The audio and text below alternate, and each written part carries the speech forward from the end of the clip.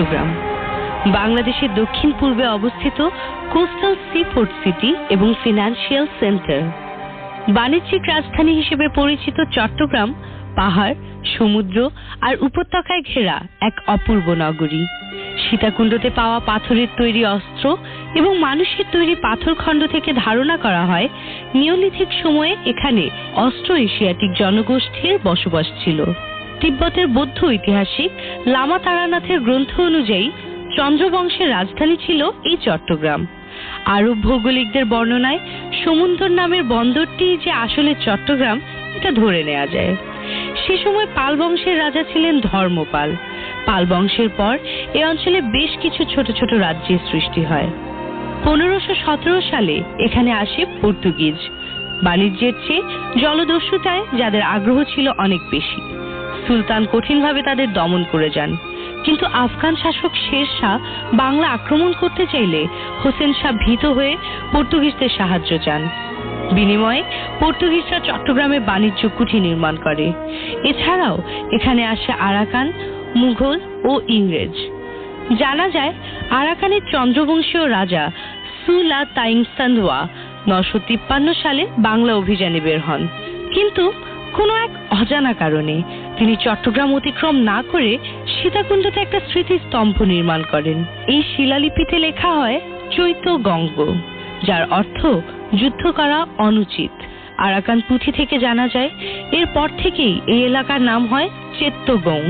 কালক্রমে চাটিগ্রাম, চাটগা, চট্টগ্রাম, চিটাগং নামের উৎপত্তি। এখন বুঝতে পারছেন চট্টগ্রামের গল্প শুরু হলে আর শেষ হবে না। কোনো কোনো গল্প হয়তো শুরু করাও যাবে না। কোনো এক অজানা কারণে সেই কারণ খোঁজাও হয়তো নিষিদ্ধ। হ্যাঁ, এমনই রহস্যের ইতিহাসে ঘেরা চট্টগ্রাম পর্যটকের চোখে নয়। একদিন খুব ভোরবেলা ঘুম ভেঙে এই শহর দেখতে বের হলে বুঝবেন এর শ্যাওলা ধরা দেয়ালে, পাহাড়ের নিস্তব্ধতায়, সমুদ্র সৈকতে কত কত গল্প লেখা। কেউ ঘুম ভেঙে ওঠার আগেই দেখার মতো করে দেখতে পারলে হয়তো পড়েও ফেলতে পারেন দু একটা গল্প। নয়তো খুব রাতে এই শহরে জোনাকের মিছিল থেমে গেলে হঠাৎ দেখে ফেলতে পারেন দূর আকাশে খসে পড়া তারার মতো কাউকে। রহস্যময় আগুনের কুণ্ডলী বলে যাকে সবাই। আর মৎস্যকন্যা, সে গল্প শুনতে হলে যেতে হবে জেলে পাড়ায়। আপাতত এই শহরের ভয় যত, জেনে নিন তাদের। চলুন শুনে আসি চট্টগ্রামের গা ছমছমে কিছু সত্যি সত্যি গল্প।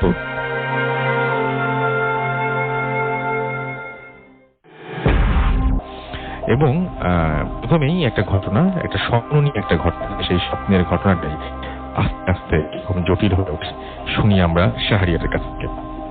শাহরিয়ার, আপনার বাসাটা কোথায় এবং আপনি কোথায় থাকেন চট্টগ্রাম শহরে, যদি আমাদেরকে একটু বলতেন। ধন্যবাদ নাসরুল ভাই আমাকে সুযোগ করে দেওয়ার জন্য। আসসালামু আলাইকুম, হ্যালো লিসনার্স। আমি শাহরিয়ার হোসেন, চকবাজার, চট্টগ্রাম সরকারি Haji Mohammad Mohsin college, inter second year. Okay, আমরা চলে যাই ঘটনায়। ভাইয়া, আমি আজকে যে ঘটনাটা শেয়ার করতে যাচ্ছি সে আমার সাথেই ঘটে যাওয়া একটা ঘটনা। 2011 সালের দিকে, 2011 সালে তখন আমি জ্যাস এক্সাম দিচ্ছি, জ্যাস এক্সাম চলতেছে তখন। তো ফার্স্ট আমার ঘটনা বলার আমার বাড়ির বিবরণটা দেওয়া দরকার। ঠিক আছে, আমার বাড়ির বিবরণটা হলো আমার দুতলা বিশিষ্ট বাড়ি, ডুপ্লেক্স বাড়ি, চার ফ্ল্যাট বিশিষ্ট একটা বাড়ি। চার ফ্ল্যাটের নিচে 2 ফ্ল্যাট, উপরে 2 ফ্ল্যাট। উপরের ফ্ল্যাটের বাম পাশে থাকতাম আমি, অর্থাৎ আমরা থাকতাম, আমাদের ফ্ল্যাটে থাকতো। আর 3টা ফ্ল্যাট রেন্ট দেওয়া, ভাড়া দেওয়া।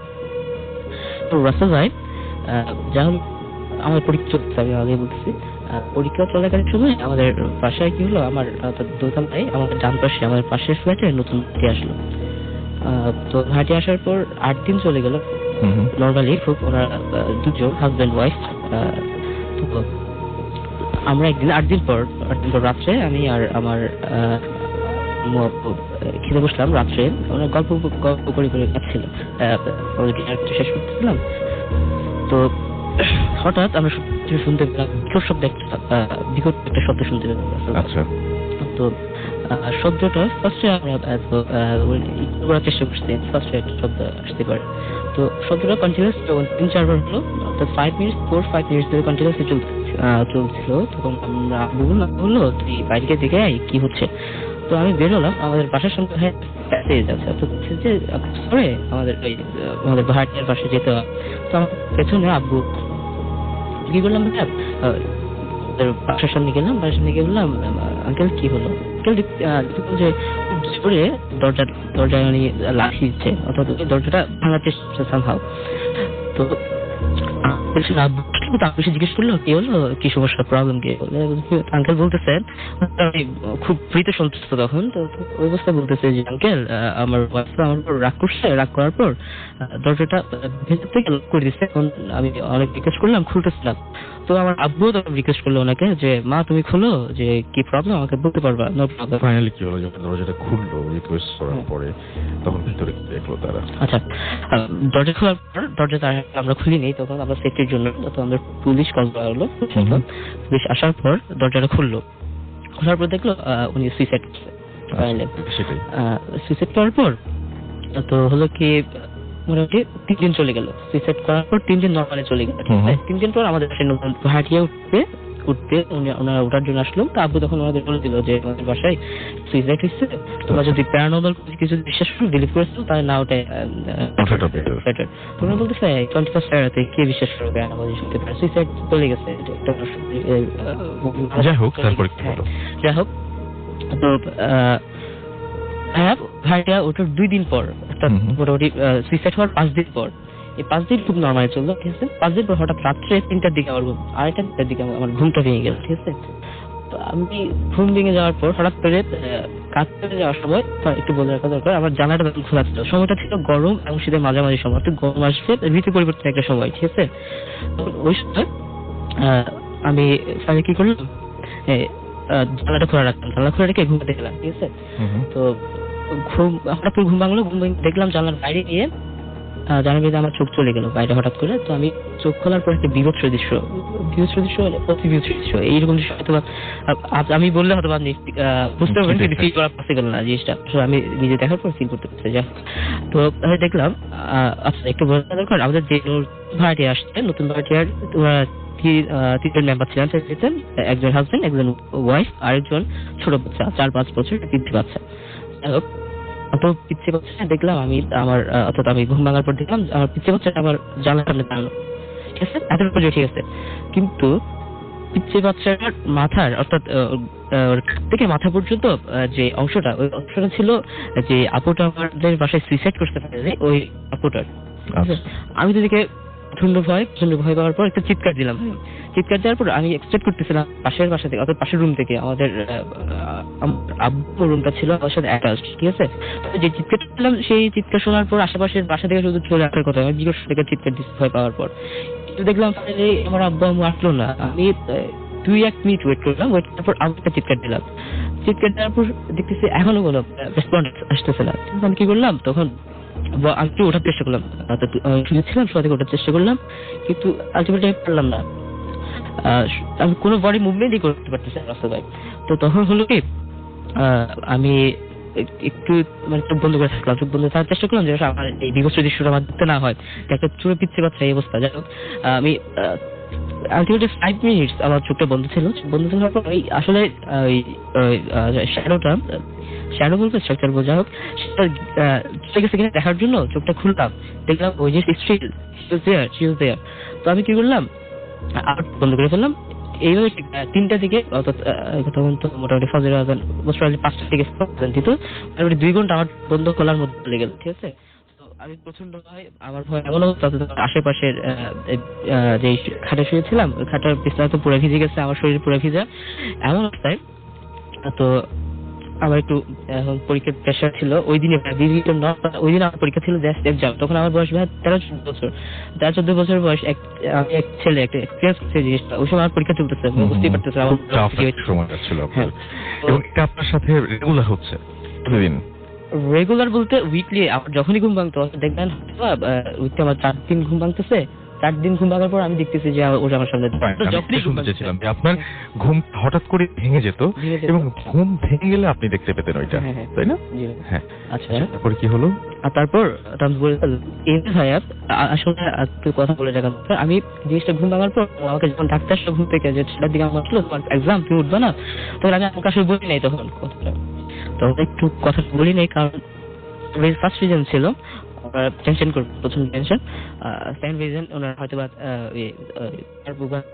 ওই দিক দিয়ে চলে যেতে পারে, তো আমি ওই দিক দিয়ে ওনারা টেনশন দিতে পারতেছিলাম না। ফার্স্ট আমি ধরে নিয়েছিলাম জিনিসটা আসলে হ্যালুসিনেশন। আমি হ্যালুসিনেশন আসলে নিজেকে বোঝা চাচ্ছিলাম, অর্থাৎ আমি যে অনেক রিজন থাকতে পারে। আসলে উনি আমার 8 দিনের মধ্যে ওনার সাথে একটা খুব ভালো রিলেশন তৈরি হয়ে গেছিল ভাইয়া। তো আর ভালো রিলেশন তৈরি হওয়ার পর আমি মনে করলাম যে ওনাকে আমার হ্যালোসিন হইতেই পারে। উনি মৃত্যুর পর আমি যদি জিনিসটা আসলে মেনে নিতে পারছিলাম যে ওই দিন দুপুরেই আমার সাথে আমার কথা হয়েছে, তো উনি যেদিন মারা যাবেন সুইসাইড করছে ওই দিন দুপুরেই ওই আপুটার সাথে আমার কথা হয়েছিল, আমি মেনে নিতে পারছিলাম না। আমি মনে করছিলাম হ্যালোসিনেশন হয়তো বা ফার্স্ট দিনে দেখতেই পারি ওই জিনিসটা এরকম। আমরা এক্সপ্লেনেশন পরে দিব, আমার মেইন ঘটনায় আসি আমরা। আপনি এটা পরপর আপনি যেটা বলি সেটা হচ্ছে 2 বছর পর্যন্ত এই জিনিসটা দেখতে পেতেন এবং আমি একটু প্রশ্ন করে আপনার কাছ থেকে শুনে নিই। 2 বছর আপনি দেখতেন এবং 2 বছর সবসময় আপনার এই ঘুম ভেঙে গিয়ে এটা আপনি দেখতে পেতেন, রাইট? ঘুম ভাঙলে আপনি এটা দেখতে পেতেন। ওকে, তারপর আপনি 2 বছর পরে আপনি এইটা থেকে মুক্তি পাওয়ার জন্য আপনি কি করতেন? আচ্ছা, 2 বছর পর হলো কি একদিন না, আমি যেটা জিজ্ঞেস করছি সেটা আপনি বলেন প্লিজ। তো 2 বছর পর আমি আলটিমেটলি একটা ফ্রেন্ডের থ্রু দিয়ে একটা সাইকিয়াট্রিস্টের কাছে দেখাতে গেলাম। পাশে কিছু বলিনি, দেখাতে গেছিলাম। দেখানোর পর দেখাতে যাওয়ার পর উনি ফার্স্টে আমার কথা বলতে চাইলেন, বলে তুমি সবকিছু বলো। তখন আপনি তাকে সবকিছু বললেন, প্রত্যেকটা সিরিয়াস আপনারই বলতে বললেন। ঠিক আছে, আমি বললাম, বলার পর বললেন ঠিক আছে তুমি হ্যালুসিনেশন হচ্ছে তোমার, তুমি ভাব করছো আমার কাছে আসছো। উনি সাইকিয়াট্রিস্ট ছিলেন, সাইকিয়াট্রিস্ট, খুব নাম করা সাইকিয়াট্রিস্ট। উনি কিন্তু ঢাকায় 2 দিন চেম্বার করার জন্য আসলেন। ঠিক আছে, তো হলো কি উনি করলেন যে আমাকে বললেন প্রেসক্রাইব করে দিন কিছু, কিন্তু ওষুধের নাম প্রেসক্রাইব করে দিলেন যে তুমি এইসব ওষুধ খাবা, মেডিটেশন করার চেষ্টা করবা। তো আমি ওনার ওনার থেকে চলে আসার পর আলটিমেটলি 2 দিন পর আমি 2 দিন কন্টিনিউয়াস ওনার ওষুধ চালাইছে, তারপর মেডিটেশন করার চেষ্টা করছি 2 দিন পর আলটিমেটলি ওনাকে ফোন দিলেন। আচ্ছা, উনি না একটা ফোন আসছে, বললাম কে? বলতেছেন যে আমি ডক্টর, আমার নামটা বোঝা যাচ্ছে না, তো তুমি আমার সাথে দেখা করতে পারবে? আমি বলতেছি স্যার আজকে দেখা করা পসিবল না, কালকে সকালে আসি। বলে ঠিক আছে, নো প্রবলেম, তুই কালকে সকালে চেম্বারে থাকবো। ঠিক আছে, দেখা করতে গেলাম ওনার সাথে। তো উনি দেখা করতে যাওয়ার পর উনি আমাকে বলতেছেন আচ্ছা তোমার ঘটনাটা আমাকে আরেকটু ক্লিয়ার করে বলবো, আসলে তোমার স্ট্রাকচারটা কিরকম ছিল। আমি কি বললাম ওনাকে এই স্ট্রাকচারটা ছিল। তো ওনার চেয়ার তখন দেখতে একটু দোষ হয়ে গেল। উনি আলটিমেটলি আমার যে কথাটা বললো সেটা আমার জন্য ছিল খুবই খুবই খুব ভয়ঙ্কর একটা জিনিস। উনি দেখতে পেতেন প্রত্যেকদিন রাতে, অর্থাৎ আমার সাথে দেখা করার পর উনি দেখতে পেতেন প্রত্যেকদিন রাতে, অর্থাৎ গত 2 দিন ধরে 2 রাতে ঠিক ওই আমার বর্ণনা অনুযায়ী যে স্ট্রাকচারটা ছিল ওই স্ট্রাকচারটা ওনার বেডের পাশে দাঁড়ানো থাকতো। দিন দেখলেন ভালো থাকতো, একদিন পাশেই বসা। তো আলটিমেটলি ভয়ে ছিলেন, খুবই ভয়ে। ঠিক আছে, স্বাভাবিক একটা মানুষ। উনি 12 বছর ধরে সাইকিয়াট্রিস্ট হিসেবে কাজ করতেছেন, প্লাস আমার মতো অনেক হ্যান্ডেল করতেন। ওনার কি প্রবলেমটা শেষ পর্যন্ত ছিলই আপনি তাই জানতেন, এবং আপনি একটা জিনিস আমাকে বলেছিলেন যখন উনি দেখতে শুরু করলেন তখন আস্তে আস্তে আমার দিকে করা শুরু করলো। ওকে, দ্যাটস ইট। আমার মনে হয় ঘটনার মেইন পয়েন্ট এখানে, এবং থ্যাংক ইউ শাহরিয়ার। এবং শাহরিয়ারের ঘটনার মেইন জায়গাটা এটা ছিল যে উনি একটা মেয়েকে দেখতেন যে মেয়েটা মৃত, এবং সেই মেয়েটাকে উনি দেখা শুরু করার পরে যখন অসহ্য হয়ে গেল 2 বছরের মতো সময়, তখন উনি একজন তার কাছে গেলেন, একজন খুব নাম করা সাইকিয়াট্রিস্ট, যিনি ঢাকা এবং চিটাগাংয়ের 2 জায়গাতেই প্র্যাকটিস করেন। এবং তারপরে তার কাছে জানতে চাইলেন এটার সমাধান কি। উনি তো রেগুলার উনি কিছু ওষুধ প্রেসক্রাইব করলেন, বাট কয়েকদিন পর আবার শাহরিয়ারকে ডেকে পাঠালেন উনি, এবং ডেকে পাঠিয়ে উনি জানালেন যে এখন তিনি সেটা দেখতে শুরু করেছেন। অর্থাৎ আপনারা যারা ঘটনাটা দেখতে শুরু করলেন, মানে যখন উনি দেখতে শুরু করলেন তখন আস্তে আস্তে শাহরিয়ার সেখান থেকে বেরিয়ে আসলো। শাহরিয়ার এই ঘটনা শোনার পরে আপনারা অনেকেই হয়তো এই জিনিসটাকে অবলোকন বা করতে পারেন বা দেখতে পারেন, বা এই এক্সপিরিয়েন্সটা আপনারা হয়তো পেতে পারেন। আমি অনেকদিন একটা মুভি দেখেছিলাম রিং নামে, সেখানে একটা ফুটেজ থাকে, সেই ফুটেজটা যে দেখে সে কয়েকদিনের মধ্যে মারা যায়। তো আমার কাছে শাহরিয়ারের ঘটনা খুব অদ্ভুত লাগলো। আপনারা যারা শুনলেন শাহরিয়ারের ঘটনাটা এরকম, মানে কি বলবো, ছোঁয়াচে রোগের মতো আর কি। ডাক্তার ক্রিস মনে রাখুন, ইমেল অ্যাড্রেস bhfm@bhwtfm@radioFOAT.fm। আমি বলছিলাম যে আর যে তমা আমাদের প্রোগ্রামের আর যে হিসেবে এইখানেই ছিলেন এবং যেখান থেকে আজকে শো করছি। তো তমা আমাকে একটা ঘটনা পাঠিয়েছেন, তার বাসা চট্টগ্রামে। খুব অদ্ভুত ঘটনাটা, আমি বলবো না যে ভয়ের, বাট ঘটনাটা খুবই অদ্ভুত। আমি সেই ঘটনাটা আপনাদের পড়ে শোনাচ্ছি। তমা আমাকে টেক্সট করে পাঠিয়েছেন ঘটনাটা, কালকে উনি নিজেই ভয়েস দিতে চেয়েছিলেন, পরে সিক যাওয়ার কারণে দিতে পারেননি, বাট আমরা শুনছি সেটা। আমি জাস্ট হুবহু পড়ে শোনাচ্ছি, কথা বলছি এই যে গাছটাকে নিয়ে। সেই গাছটির নাম খিরমি গাছ, অন্য কোনো নাম আছে কিনা জানি না। এই গাছ বাংলাদেশে কি 3টা আছে, কিন্তু এর মধ্যে যেটা আমাদের গ্রামে ওইটার শুধু ফল হয়। আমাদের গ্রামের নাম বারুকুণ্ড, সীতাকুণ্ড থানায় পড়ে এই গ্রামটি। এই ফলটা অন্যান্য ফলের মতন না, ভীষণ মিষ্টি, ভেতরটা পুরো দুধে ভর্তি। সবাই এই গাছটাকে অনেক স্পেশাল মনে করে আর মনে করতো যে আর খুব মেনে চলতো, মানতো, খুব শ্রদ্ধা করতো বলে এই গাছটির নিচে দুধ ঢালে। এখনো গরুর বাচ্চা হলে প্রথম দুধটা ওই গাছের নিচে সবাই দিয়ে আসে। আরেকটা মিথ আছে এই গাছটাকে, এই গাছটায় আমাদের ফ্যামিলির যিনি প্রথম নিয়ে এসেছিলেন তিনি নিয়ে এসেছিলেন ইরান থেকে, এবং এই গাছটা এখানে রোপণ করেছিলেন আর এখানে বসবাস শুরু করেন। তাই বলা হয় এই গাছের কোনো ডাল মরে ভেঙে গেলে আমাদের ফ্যামিলির কেউ না কেউ মারা যাবে, এবং কখন যদি গাছের ডালটা পড়ে যায় তাহলে আমাদের ফ্যামিলির কেউ আর বেঁচে থাকবে না, মানে পুরো যদি গাছটা পড়ে যায় ফ্যামিলির লাস্ট মানুষটাও থাকবে না। ঘটনাটা 1954-55 সালে। আমার ফুপির বয়স তখন 18-19। বিকেলবেলা আসর পরে সব বোনেরা মিলে খিরমি গাছের নিচে ঘুরতে গেছেন। আমার ওই ফুপির চুল অনেক লম্বা এবং ঘন ছিল। ওনারা মাগরিবের আগে আগে বাড়িতে ঢুকে গেলেন এবং বাড়ির এরপর মাগরিব পরে যখন চুল আঁচড়াচ্ছিলেন আর চুলের চুল বাঁধার চেষ্টা করছিলেন তখন হঠাৎ ওনার মাথা জ্বলে যাচ্ছিল এবং উনি মাথা ঘুরে সেন্সলেস হয়ে পড়ে যাচ্ছিলেন। এরপর যখন বারবার এমন হচ্ছিল মনে হচ্ছে তখন একজন হুজুরকে ডেকে নিয়ে আসা হয়। হুজুর এসে বুঝতে পারেন কোন একটা সমস্যা হচ্ছে চুল বাঁধা নিয়ে। তো উনি বললেন আজকে রাতে চুল না বেঁধেই থাকতে। পরে রাতে হুজুর স্বপ্ন দেখলেন কেউ একজন যাকে দেখা যাচ্ছে না, তিনি কিছু অস্পষ্ট গলায় তিনি বলছেন ফুপির কথা। উনি বললেন যে আমি গাছের দিন, আমার বয়স প্রায় 400 বছর। ফুপির নাম ধরে তারা বললেন যে ওর চুল অনেক সুন্দর, ওর খোঁড়া চুলে বাইরে যাওয়াটা ঠিক হয়নি। অন্য কোনো জিন হলে হয়তো বা বিরাট কোনো ক্ষতি করতো, আমি শুধুমাত্র একটা আঙুল দিয়ে চুলটাকে ছুঁয়েছি। কিন্তু এই ফলে ও কোনো চুল বাঁধতে পারবে না, এছাড়া তার কোনো সমস্যা না। ফুপিয়ে কখন চুল বাঁধতে পারেনি, এখন যতবারই চুল বাঁধার চেষ্টা করেছেন প্রত্যেকবারই ওনার মাথা জ্বলে পুড়ে মাথা ঘুরে পড়ে গেছেন। এবং জায়গাটা চিটাগং শহর থেকে দূরে না, বারুকুণ্ড চিটাগং শহরে যাওয়ার সময় চিটাগং মধ্যে পড়ে থানায়। এবং এই জায়গাটায় আমরা বললাম না যে ঘোরার জন্য আপনারা অনেক সময় সমুদ্র দেখতে যান, এই জায়গাটা চিটাগং শহরটা অদ্ভুত একটা সুন্দর শহর এবং আমরা এই সময় পেলে হয়তো এখান থেকে কক্সবাজার চলে যাই। কিন্তু সীতাকুণ্ডেও দেখার মতন অনেক কিছু আছে। আমরা কিন্তু আজকের ডকুমেন্টারির শুরুতেই বলেছিলাম যে সীতাকুণ্ডে এসে হঠাৎ করে থেমে গিয়েছিলেন, হচ্ছে আমি নাম ভুলে গেলাম, তো উনি থেমে গিয়েছিলেন। উনি আরাকান যে শাসক তিনি, এবং তিনি বলেছিলেন যে সামনে তিনি এগোননি এবং ওইখানে তিনি একটা স্কাল্পচার তৈরি করেছেন এবং ওখানে বলেছিলেন যে যুদ্ধ করা ঠিক হবে না, এরকম কিছু একটা আর কি। তো ব্যাপারটা সীতাকুণ্ড নিয়ে এরকম রহস্য ঘেরা অনেক কিছুই রয়েছে। আপনারা চাইলে এই গাছটা ভিজিট করতে পারেন। গাছটা এখন রয়েছে এবং এটা কিন্তু সত্যি যে তোমাদের যখনই এই গাছের কোনো ডাল ভেঙে পড়ে তখন ফ্যামিলি কেউ মারা যায়। আমরা একটা ছোট্ট বিরতিতে যাবো এবং বিরতির আগে আপনাদের আরো একবার জানিয়ে দিই যে আমাদের এখানে এসএমএস পাচ্ছি অনেক। নাসিম চিটাগং থেকে লিখতেন ক্যান্টনমেন্ট থেকে ফার্স্ট স্টোরিটা করে আমার মনে হয় যে ডাক্তারের একটা ঘটনা শুনলে কেমন হয়। তাদের সাথে রয়েছেন এই মুহূর্তে যিনি, তার নাম আমি বলে দিচ্ছি আপনাদেরকে, দিচ্ছেন মিতা, রাইট? মিতা, আপনার ঘটনাটা আমরা শুনি, যেটা আপনাদের হসপিটালের হোস্টেলে ঘটেছিল, মেডিকেল কলেজের হোস্টেলে। সেই ঘটনাটা কি ঘটেছিল একটু আমি শুনি। থ্যাংক ইউ রাসেল ভাই আমাকে বলার সুযোগ করে দেওয়ার জন্য। হ্যালো লিসেনার্স, আমি Mita from Chittagong medical college. ভাইয়া আমি ফার্স্ট যখন মেডিকেলে ভর্তি হই কাজ শুরু করি 2014-তে, এখন আমি বর্তমানে 3rd ইয়ারে আছি। আমি যে হোস্টেলটাতে থাকি তার নাম হচ্ছে কান্তা হোস্টেল। তো ওখানে 3টা ব্লক আছে, A, B, C। আমি C ব্লকের কথা বলবো কারণ আমি ওখানে থাকি।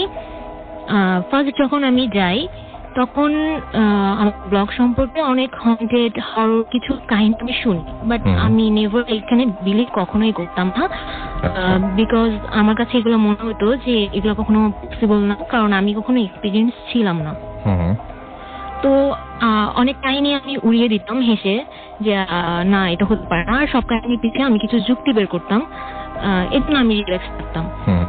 তো আমি থাকি টপ ফ্লোরে, তো ছাদে মাঝে মাঝে আমাদের মনে হয় যে এক সাইড থেকে আরেক সাইডে কেউ একজন দৌড়ে যাচ্ছে। তো আই থট যে বাদুড় থাকতে পারে, হুম। বিকজ আমাদের হোস্টেলের এক সাইড হচ্ছে পাহাড়, আর এক সাইডে রাস্তা, আর এক সাইডে হসপিটাল বিল্ডিং, আচ্ছা। যেটা তো পাহাড়ের উপর অনেক বাদুড় টাদুর থাকে, রাতে দৌড়াতে পারে, সেজন্য। তো ছাদে গিয়ে তেমন কিছুই দেখা যেত না, তো বাদুড় ছাড়া আর কি হতে পারে। আমি যখন 2014-তে কিছু মাস কেটে যাই, হুম। আমার একটা অভ্যাস আছে, রাতে চা খাওয়ার অভ্যাস আছে। তো আমি ছাদে মাঝে মাঝে মন খারাপ হলে ছাদে চা নিয়ে চলে যেতাম। আমি হেডফোনে গান শুনতাম, অনেক পছন্দ করি যেটা, আর ছাদে চা খেতে যেতাম। তো অ্যাজ ইউজুয়াল নভেম্বরের লাস্টের দিকে একটু শীত পড়া শুরু হয়, তো ওই টাইমে আমি ছাদে যাই। ছাদে গিয়ে আমাদের ছাদের ডিরেকশনটা এরকম ওয়ান ওয়ে, মানে কেউ ঢুকবে বা বের হবে entry gate just one way. আমি এমন একটা পজিশনে বসেছিলাম যে কেউ যদি ছাদে ঢুকে আমি তাকে দেখতে পাবো, আবার কেউ যদি ছাদ থেকে বের হয়ে যায় আমি তাকেও দেখতে পাবো। তো আমি যখন ছাদে যাই তখন আমি রেলিং এর কাছে একটা আপুর অবয়ব দেখি, যেহেতু কুয়াশা ছিল তো আমি খেয়াল করিনি, আমি জাস্ট ধরে নিয়েছিলাম আমার মতোই কেউ একজন এসে জাস্ট টাইমটা পাস করছে বা ফোনে কথা বলছে, এই টাইপ।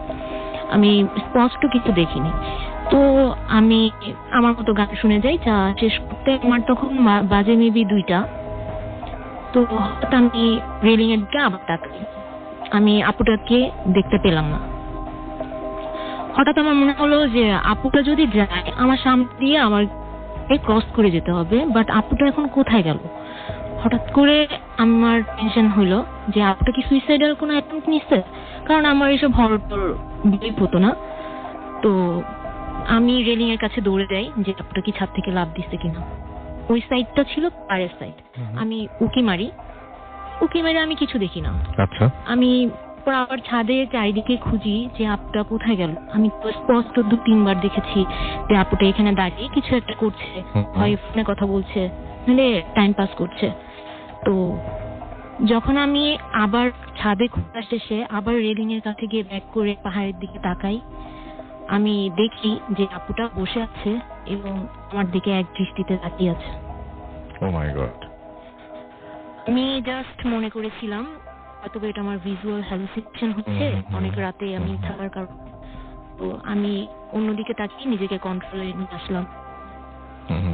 কন্ট্রোলে আনার পর আমি আবার তাকাই এবং সেম দৃশ্যটা রিপিট হয়। উনি আমার দিকে এক দৃষ্টিতে তাকিয়ে আছে এবং ফেসটা আমার কাছে আননোন। আমি পর্যন্ত কোনোদিন এই ফেসে কাউকে হোস্টেলে দেখিনি। দেন আমি থান্ডার্ড হয়ে যাই, জাস্ট থান্ডার্ড। আমার হাত পা কাঁপতে থাকে। আমি ব্যাক করার জন্য ঘুরে যাই, আমি গেটের দিকে পা বাড়াই, বাট আমি গেটের দিকে তাকাতেই দেখে আপুটা গেটের এন্ট্রিতে বসে আছে এবং সেম ভাবে আমার দিকে তাকিয়ে আছে। আমি জাস্ট ওখানেই সেন্সলেস হয়ে যাই এবং সকালে কখন আমার ফ্রেন্ড এসে আমাকে নিয়ে গেছে আমি কিছু জানি না। এরপর থেকে আমি আর কখনো ছাদে যাই না। Thank you very much. Thank you very